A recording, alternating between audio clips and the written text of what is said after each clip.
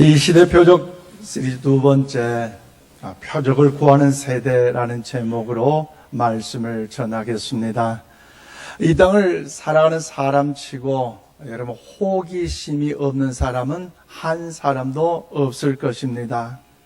각자 관심을 갖는 분야가 다를지라도 누군가 여러분 호기심은 갖고 있다는 것이죠. 그래서 어떤 사람은 정치에 호기심이 많기 때문에 정치에 입각해서 이제 날개를 펴는 사람이 있는 반면에 어떤 사람은 나는 정치에는 관심이 없지만 돈 버는 일에 관심이 있어서 더욱 호기심을 가지고 돈 버는 일에 최선을 다하여 올인하는 사람도 있다는 것입니다. 한예로 어떤 학생들은 공부하는 일에 더욱더 관심을 갖고 호기심을 갖기에 어려울 때마다 문제가 있을 때마다 더 답을 찾고자 노력하고 또 선생님을 찾아서 그 문제를 해결하는 일에 최선을 다하고 있다는 것입니다. 여러분 이 호기심, 이 관심 이것은요 여러분 신앙생활하는 우리들에게도 마찬가지라는 거죠. 신앙생활하는 분들은 여러분 신앙의 신비를 경험해 보고 싶은 욕구가 누구나 다 있다는 것입니다. 모두는 다 그렇지 않지만 어떤 분은 그런 욕구가 굉장히 강렬할 수가 있다는 거죠. 그래서 어떤 교회의 병고침의 역사가 강력하게 나타나더라 하면 그 교회로 옮겨서 신앙생활을 하는 사람들이고 어떤 기도원에 하나님의 위대한 능력의 역사가 더욱 혜성같이 나타나고 있더라라는 어떤 소식들이 들리면 여러분 묻고 물어서 그 기도원을 찾아가는 것이 신앙생활의 성도들의 모습이라는 것입니다. 그래서 어떤 곳에 가서 또 안수기도를 받는 일에도 줄을 서서 안수기도를 받고 싶어하는 마음들도 있다는 것이지요. 물론 목회자들은 어떤 신앙인들 가운데 그런 기적들을 별로 좋지 않게 여기는 분들도 있지만 그러나 분명한 것은 오늘날에도 하나님의 영광을 드러내는 기적의 역사는 나타나고 있는 줄로 믿습니다. 기독교 지난 2000년 역사에 변함없이 기적은 일어났습니다. 그래서 방언이나 병고침의 역사는 은사는 예언의 은사는 성경 속에만 기록되는 것이 아니라 오늘날에도 일어나고 있다는 것입니다. 그런데 사랑하는 여러분, 오늘 이 아침 우리는 생각해 볼 점이 있다는 것이죠. 반드시 기적이 일어나고 뭔가 표적이 보여야만 거기에 하나님이 계실까? 우리는 생각을 해봐야 합니다. 또한 방언을 하고 병고침을 고치는 목사만이 참 목사이고 나머지 목사는 싹군이고 가짜 목사인가?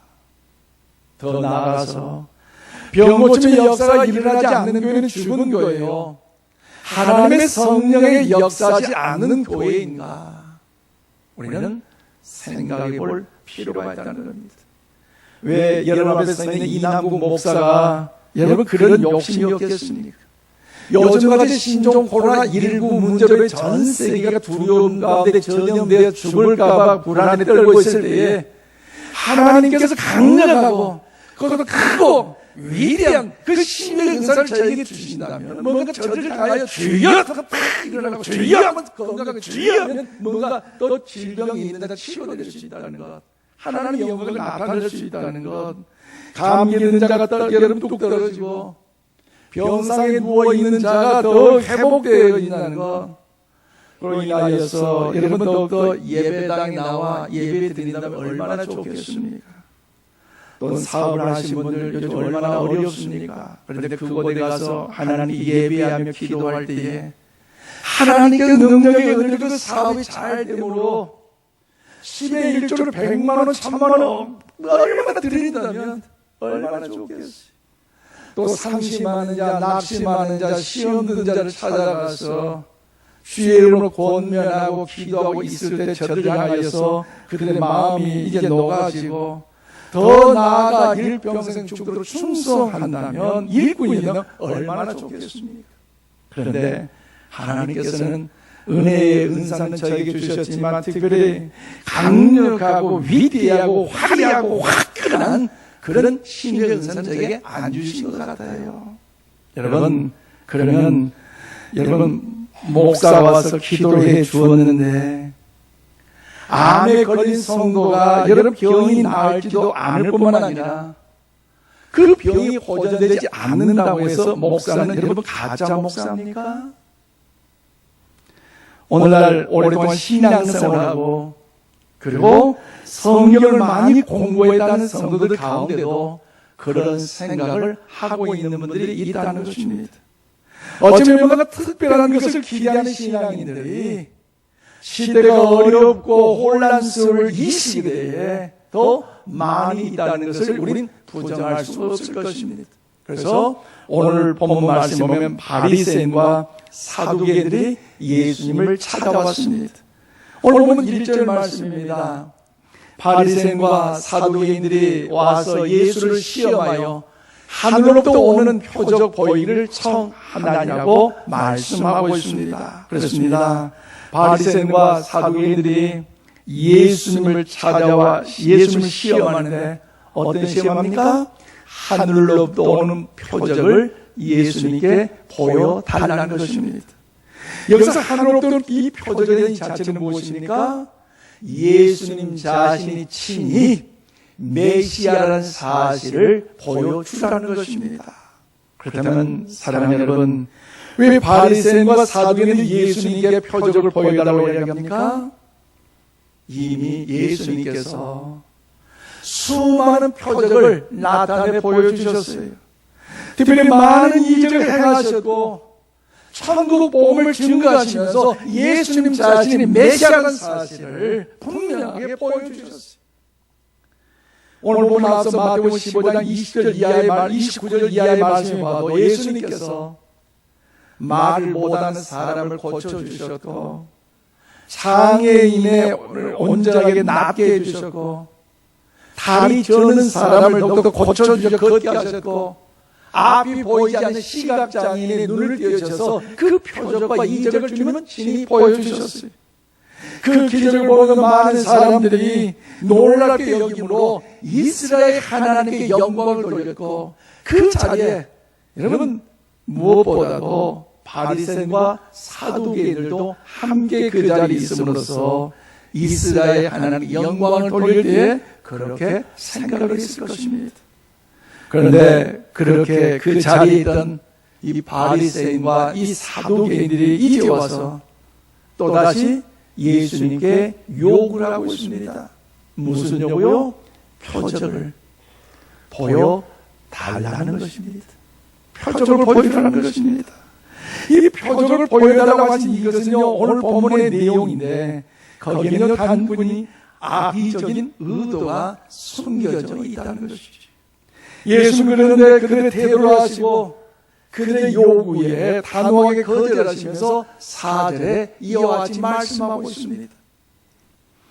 악하고 음란한 세대가 표적을 구하나 요나의 표적밖에는 보여줄 표적이 없느니라고 주님은 말씀하셨습니다. 그렇습니다. 표적을 구하는 그들을 향하여 악하고 음란한 세대라고 꾸짖고 있다는 것이죠. 그렇다면 사랑하는 여러분, 바리새인과 사두개인들이 왜 예수님으로부터 칭찬이 아닌 책망을 들어야만 했을까요? 오늘 우리는 바리새인과 사두개인들처럼 예수님께 책망을 받는 자가 아니라 예수님께 칭찬을 받기 위해서 과연 우리는 어떤 믿음의 삶을 살아가야 할까요? 세상이 혼란스럽고 난리로 인하여서 참으로 이 어두운 혼딱한 이 시절에 오늘 이 말씀을 통해서 바리새인과 사두개인들처럼 책망을 듣는 성도가 아니라 하나님께 칭찬받는 그 방법을 기억하고 주님 앞에 섰을 때 우리 인천시월 모든 성도들이 주님께 칭찬받는 그런 역사가 나타날 수 있기를 주의 이름으로 소망합니다. 저처럼 오늘 1절 말씀 보니까 예수님을 나의 구원자 메시아로 더욱더 믿는 신앙의 절개를 이야기하고 있습니다. 그래요. 오늘 바리새인과 사두개인들이 함께 예수님께 왔다는 것 자체가 이미 여러분 뭔가 수상하다는 것이죠. 오늘 1절 말씀입니다. 바리새인과 사두개인들이 와서 예수를 시험하여 하늘로부터 오는 표적 보이기를 청하니라고 말씀하고 있습니다. 그렇습니다. 여러분, 바리새인과 사두개인들은요, 원래 함께 다닌 사람들이 되지 못해요. 원래 함께 동행하지도 않았어요. 왜 그렇습니까?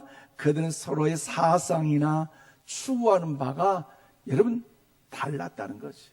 아주 달랐어요. 특별히 바리새인들은 몸의 부활을 믿었지만 사두개인들은 여러분 부활은 없다고 생각했습니다. 바리새인은 천사들이 있다고 믿었지만 사두개인은 천사들이 없다고 생각했습니다. 그래서 바리새인은 율법을 철저하게 지켰습니다. 그러나 사두개인은 달랐습니다. 그들은 현실주의자들인 거죠. 그래서 정치에 관심을 두고 헬라나 로마로부터 침략을 받아 저들이 더욱더 식민지가 됨에도 불구하고 저들에게 아부하고 저들에게 더욱더 잘 섬김으로 정치적으로나 경제적으로나 물질적으로 많은 부자가 될 수밖에 저들은 없었다는 것이지요. 그런데 이 일로 인하여 신앙적이나 정치로 달랐지만 그럼에도 불구하고 서로가 서로를 멸시하고 경멸하는 사이였습니다. 그런데 그들이 함께 예수님께 왔다는 것이 뭔가 문제, 뉘앙스가 있는 것 아니겠습니까? 그렇다면 사랑하는 여러분, 바리새인과 사두개인이 왜 예수님을 함께 찾아왔습니까? 그것은 예수님이 메시아이신지 아닌지를 시험하러 온 것이 아니라 예수님께 올무를 씌워드림으로 그 영원한 구원자이요 메시아의 이 자체를 완전히 싹쓸이 무너뜨리기 위한 저들의 사탄의 계략이 이들에게 있었다는 것이죠. 그래서 여러분 예수님에 대한 악의적인 행동은 두 단계로 진행되는데 첫째는요, 먼저 시험을 하였습니다. 여기서 시험이란 유혹을 가리키므로 사탄의 성도를 넘어뜨리기 위하여 접근한 수단이라는 거죠. 그래서 사탄은 예수님께도 시험하여 함정에 빠뜨려 했는데 어떻습니까? 예수님께 저들은 실패했습니다. 한 예를 들어볼까요? 주님께서 40일 동안 이제 금식하며 기도하신 후에 얼마나 배가 고프시겠어요. 그때 사탄 마귀가 돌을 가지고 와서 예수님께 시험하잖아요. 능력의 종이고 위대한 종이기 때문에 이 돌을 갖다 떡으로 만들어 먹는다. 주님은 그렇지 않았어요. 높은 성전 꼭대기에서 뛰어내리라. 그러면 천사들이 와서 예수님을 받아줄 것이다. 예수님 그 시험에 넘어가지 않았어요. 그리고 높은 이제 천하 만국의 영광을 보여주면서 나에게 절만 하기만 하면 이 모든 걸 당신에게 주겠다고 하지만 주님은요 그 시험을 하나님의 그런 말씀으로 이긴 줄로 믿습니다. 사탄 마귀 말씀으로 이기셨어요. 유혹을 물리치셨어요. 그런데 사탄 마귀는 이제 바리새인과 사두개인들을 통해서 예수님을 시험에 빠뜨리고자 올무를 치고 있다는 것이죠. 유혹하고 있어요. 그러므로 오늘 우리는요 이 시험에 빠지지 않기 위해서 근신하여 깨어 믿음 안에 가는 우리 모두가 다 될 수 있기를 바랍니다. 또한 바리새인과 사두개인들은 하늘로부터 오는 표적을 구했습니다. 사탄 마귀는요 바리새인과 사두개인들을 사주하여서 그것은 예수님께 하늘로부터 온 표적을 이제 구하라는 말은 당신이 메시아는 증거를 보여주는 그런 뜻으로서 예수님을 결정적으로 이제 넘어뜨리기 위해서 올무를 씌우기 위한 사탄 계략의 장난의 도구로 저들이 사용되고 있다는 것이지요. 그렇다면 여러분 그들은 표적을 보지 못했습니까? 아니면 봤을까요? 그들은요 이미 표적들을 보았어요. 이전의 모든 삶을 통하여 그 은혜를 경험했어요. 한여로 여러분 오병이의 기적 아시잖아요. 보리떡 5개와 물고기 2마리를 통하여서 예수님 축사하시고 나눠주실 때 5점 이상이 먹고도 12광주를 남음으로 하나님의 위대한 영광의 그런 그 표적을 보았잖아요. 오늘 본문 앞서의 말씀에 보면 여러분 7병의 기적이 있는데 예수는 보리떡 7개와 생선 2마리를 통하여 4,000명 이상이 먹고도 7 광주에 넘는 놀란 그 표적과 그 이적을 베푸네 주님 보여주셨어요. 그래서 수없이 많은 기적의 현장을 목격했어요. 그러나 그들의 마음이 강팍한 심령은 그 표적, 그 이적을 부인한다는 것이지. 왜 그들의 표적을 보았음에도 여러분 그 마음에 부인합니까? 그것은 선지자도 이런 일들을 해왔고 자기들 곁에 있는 마술사들도 이런 일을 행하기 때문에 더 크고 더 화려하고 더 멋있고 더 웅장한 뭔가 그런 것을 좀 보여달라는 것입니다. 그런데 여러분 하늘로서 오는 표적을 보여달라고 요청한 이 바리새인과 사두개인을 향하여 주님은 뭐라고 말씀하십니까? 오늘 보면 3절 말씀입니다. 아침에 하늘이 불고 흐리면 오늘은 날이 굳겠다 하나니 너희가 날씨는 분별할 줄 알면서 시대의 표적은 분별할 수 없느냐고 주님은 저들 향하여 책망하고 계신다는 거죠. 그렇습니다. 날씨와 징조는 잘도 알면서 왜 시대적 징조, 영적인 여러분 징조에 대해서 그렇게도 무지하느냐고 주님께서 말씀하고 계신다는 거죠. 그래서 우리 그런 자연현상들을 통해서 앞으로 어떤 일이 일어날 것인지에 대해서 짐작해 볼 수 있는 것 아니겠습니까? 여러분 저녁에 달무리가 있으면 곧 비가 내릴 것이라고 말합니다. 왜 그렇습니까? 오랜 경험을 통해서 달무리가 여러분 더욱더 질 때는 비가 올 징조라는 것을 알고 있기 때문에 어떤 교통사고 나가신 분들이 날씨가 좀 더 비가 올 것 같으면 하시는 반응이 있어요. 무슨 반응이요? 다리가 몸이 쑤시고 아프고 절리기 때문에 분명히 내일은 곧 아니면 비가 올 것이다. 왜요? 그의 삶에서 저들이 배워 알고 체험했기 때문이라는 거죠. 그러므로 사랑하는 여러분, 예수님이 길이요 구원자이시며 메시아라는 사실을 믿으시기를 바랍니다. 이것을 그런데 모르는 사람들이 의외로 많이 있다는 것입니다. 그래서 영적인 무지를 예수님이 꾸짖고 있습니다. 세상의 이치는 날도 알고 있는데 세상의 처세수는 밝은데 정말 필요한 지식은 모르고 살아가고 있다는 거죠. 그렇기 때문에 오늘 우리는요 이 아침에 영적인 눈이 뜨여질 수 있기를 바랍니다. 여러분 물론 하나님의 시간과 우리의 시간은요 다릅니다. 그러므로 우리가 생각하는 끝이라는 것이 1000년이 될 수도 있고 여러분 10,000년이 될 수 있지만 우리는 여러분 더욱더 나의 인생의 종말도 있다는 의식을 가지고 우리는 더 삶을 살아가야 한다는 거죠. 그래서 세상이 어수선한 걸 보면서 또 난리와 난리, 전쟁과 전쟁으로 인하여 혼탁한 이 시대를 보면서 여러분 우리 모두가 더욱 주님께서 어떻게 생각하실까? 우리 그 관점을 가질 필요가 있다는 거지. 과연 주님께서 어떻게 하실까요? 예수님의 지금까지 말씀이나 이적의 사건들 모두가 예수님께서 메시아이심을 증거하기 충분함을 알고 구원자로 믿고 신앙의 절개를 지키시는 거룩한 자 우리 모두가 다 될 수 있기를 바랍니다. 더 나아가서 두 번째로 바리새인과 사두개인들이 예수님께 책망을 받았지만 우리는 책망받는 자가 아니라 칭찬받기 위해서 어떻게 해야 됩니까? 오늘 4절 말씀 보니까 혼돈의 시대에 영적으로 흔들리지 말라는 겁니다. 영적으로 흔들리지 말아야 돼.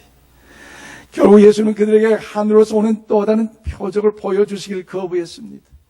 오늘 보면 4절입니다. 악하고 음란한 세대가 표적을 구하나 요나의 표적 밖에는 보여줄 표적이 없느니라 하시고 그들을 떠나가시니라고 말씀하고 있습니다. 그렇습니다. 예수님께 표적을 구하는 바리새인과 사두개인들의 요구에 대하여 한마디로 거절하셨습니다. 단호하게 거절하셨어요. 왜 그렇습니까? 그들의 의도가 불순했기 때문임을 주님은 알고 계셨기 때문이라는 거죠. 사실 바리새인과 사두개인들의 의도는 예수를 비난하고 부인할 목적으로 표적을 요구하고 있습니다. 그러므로 순수하지 못한 목적으로 하나님의 은혜를 구하는 자는 반드시 주님께 책망받을 뿐만 아니라 재앙 또한 받는다는 사실을 우리는 알아야 됩니다. 신약성경 사도행전 8장 말씀에 보면요, 빌립이 사마리아 성에서 복음을 전할 때 병자가 낫고 그리고 귀신이 쫓겨날 표적이 많이 일어났어요. 그때 성의 마술사, 그 성의 마술사 시몬이라는 사람이 보면서 자기보다 능력이 크고 위대한 그 역사가 나타남을 보고 더불어서 모든 자들이 더불어 더 그 일을 통해서 어떻게 합니까?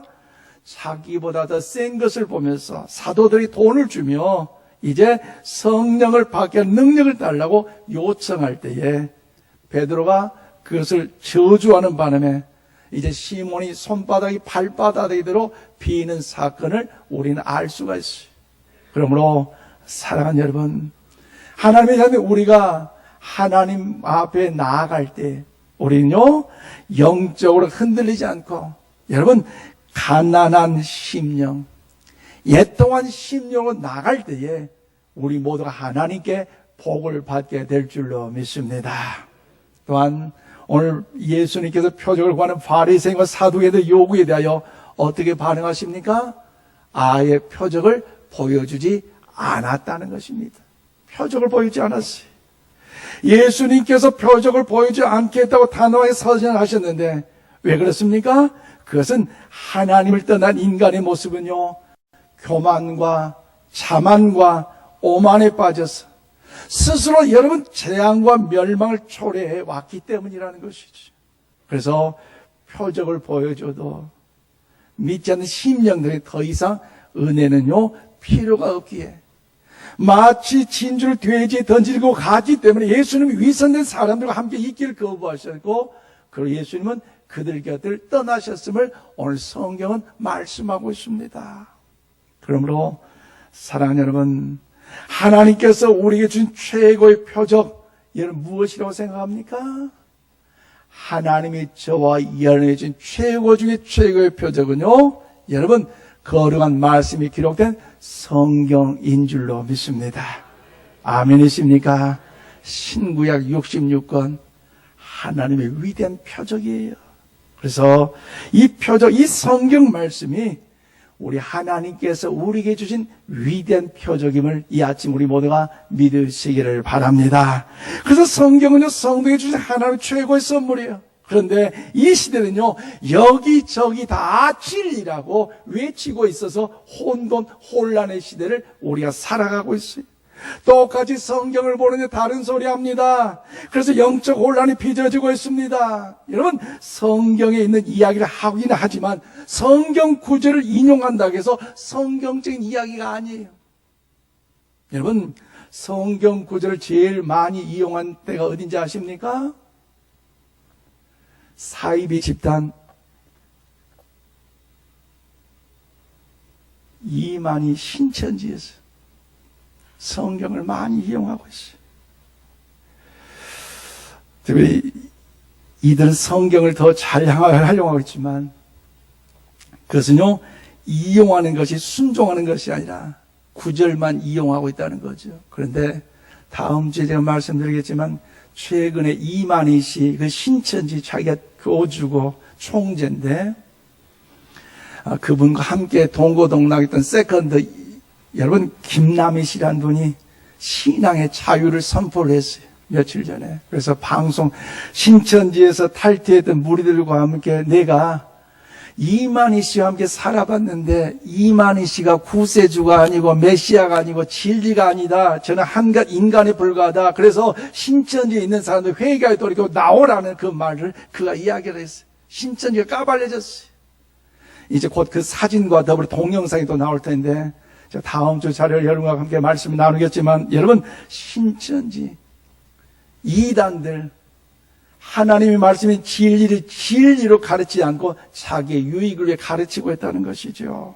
여러분, 성경은 내 입맛대로 취사 선택해서 보는 책이 아닙니다. 성경 100% 순종함에 따라가는 하나님의 말씀이 기록된 책인 줄로 믿습니다. 그런데 편식하고 있어서 이 시대는 진리가 어그러진 영적 극도의 혼란의 시대를 우리가 살아가고 있다는 것이지요. 그러므로 사랑하는 여러분, 우리 모두 예수님을 구원자요, 메시아는 이 사실을 믿고 영적으로 흔들지 말고 기도하는 마음으로 성경을 볼 때에 하나님의 음성이 저 여러분 가운데 들려질 줄로 믿습니다. 그래서 오늘 아침 여러분 고린도서 1장 22절에서 24절 말씀을 함께 받들이겠습니다. 시작. 유대인은 표적을 구하고 헬라인은 지혜를 찾으나 우리는 십자가에 못 박힌 그리스도를 전하니 유대인에게는 거리끼는 것이요 이방인은 미련한 것이로되 오직 부르심을 받는 자들에게는 유대인이나 헬라인이나 그리스도는 하나님의 능력이요 하나님의 지혜니라. 아멘. 그렇습니다. 표적을 구하는 신앙은 하나님께서 기뻐한 신앙이 아니라는 것입니다. 그럼 우리 이미 더욱더 나를 위해서 십자가에 못 박혀 돌아가신 그 주님을 바라보고 그 주님을 묵상하고 그 주님을 더 기억하고 생각함으로써 여러분 더욱더 믿음 안에 정진할 수 있기를 바랍니다. 우리 주님께 나를 위해 십자가를 못 박아 돌아가셨기에 그 주님을 바라보고 그 십자가를 붙잡고 예수님을 묵상할 때 우리는 하나님을 만나는 표적이 우리한테 임할 줄로 믿습니다. 그리고 또한 내 심령 속에 예수 그리스도로 충만하게 된다는 것이죠. 이제 말씀을 맺습니다. 사랑하는 여러분, 아는 것을 믿음이라고 착각하지 마시기를 바랍니다. 물론 알면 삶의 시작입니다. 그래서 우리는 혼란 혼돈의 시대 속에서도 여러분 더욱더 모르고 살 수는 없습니다. 그러나 알미 알므로 끝난다면 이것은요 아름다운 하나님의 자녀된 우리들의 모습이 아니라 알았다면 삶의 실천과 열매와 행함을 통해서 하나님의 선한 영광의 거룩함을 높일 수 있기를 바랍니다. 남서울 은혜교회를 담임하셨던 홍정길 목사님께서 이제 은퇴하시면서 이제 이런 말을 남기셨어요. 여러분 사진을 보면요 홍정길 목사님의 사진이 나오는데 어떤 말씀이냐, 속지 마라. 좋은 생각을 한다고 좋은 사람이 아니다. 좋은 말을 많이 한다고 해서 그 사람이 꼭 좋은 사람이라는 것을 의미하지 않더라. 좋은 생각을 하고 좋은 말을 하는 사람들 중에는 실제로 나쁜 사람이 많더라. 특히 기독교인들이 내가 하나님의 뜻을 분별한다 그렇게 생각하면서 자기 자신을 가장 많이 속이고 있다. 말을 멋지게 하고 굉장히 글을 잘 쓴다. 그러나 그 삶에는 실체가 없다. 그러면서 연이어 이렇게 말을 합니다. 언젠가 진리는 예배에만, 말에만, 신학 속에만 있지 실제 삶 속이 없다. 이것이 오늘 한국 교회의 수치고 또 나의 수치이다. 여러분 어떻게 생각하세요? 사실 이 홍정일 목사님은요 훌륭한 주의 일을 감당하는 목사가 되기 위해서 신학 공부하는 후배 양성들에게 설문지를 물어볼 때 가장 롤 모델의 목사님이 누굽니까 하면은 이 홍정길 목사님, 이 어르신이 가장 탑에서 한두 사람 중에 가장 위대한 어르신으로 손꼽힘을 받았어요. 그런데 그분이 인품으로나 목회 사역으로나 영향력을 굉장히 청렴하고 존경받는 그런 분이 그의 말에 힘이 있습니다. 왜 그분의 말이 왜 힘이 있습니까? 말대로 살았기 때문이라는 거죠. 그런데 이분의 말의 결론이 무엇입니까? 나의 목회를 돌아보니 나는 실패한 목회자라는 거죠. 많은 사람이 영향을 주고 리더자로서 더욱 아름다운 빛을 발하면서도 불구하고 그렇게 고백했는데 왜 그렇습니까? 나는 제자 훈련 많이 했다. 한국 교회 골고루마다 교회 달라고 기도했더니 하나님이 응답하셔서 5만 개 이상의 교회가 이 대한민국에 세워졌다. 북녘 땅, 중국 땅 이제 열어달라고, 동토에 이제 땅 열어달라고 30년간 기도했더니 중국의 문 하나님이 열어주셨다. 그런데 돌아보니 우리 성도들 제자훈련 무던히 했던데 귀만 커졌지 하나도 변한 것이 없더라고 이야기를 하고 있습니다. 사랑하는 여러분, 어쩌면 좋습니까? 어떡합니까? 남의 이야기가 아니에요. 바로 오늘 나의 이야기예요. 나의 이야기예요. 믿는다 하면서도 아름다운 거룩한 열매는 다 사라져버리고 머리로만 알고 귀로만 들었지 서로 사랑하고 위로하고 격려하고 축복하는 주님께 칭찬받는 참된 믿음의 열매는 없다는 것, 오늘 우리의 문제, 나의 문제는 아니겠습니까? 지금 우리가 살아가는 이 시대는 혼돈한 세상입니다. 교회인지 세상인지 뒤죽박죽 돌아갑니다. 그런 믿음의 절개를 잘 지키셔서 마지막 날에 지을 하나님의 사람을 칭찬받는 우리 모두가 다 되시기를 바랍니다. 천기만 분별하지 마시고 그 천기를 통해 자랑하지 마시고 이 마지막 때 영적 분별을 가지셔서 승리하심으로 주님께 칭찬받는 우리 모두 다 되시기를 주님의 이름으로 축원드립니다. 기도합시다.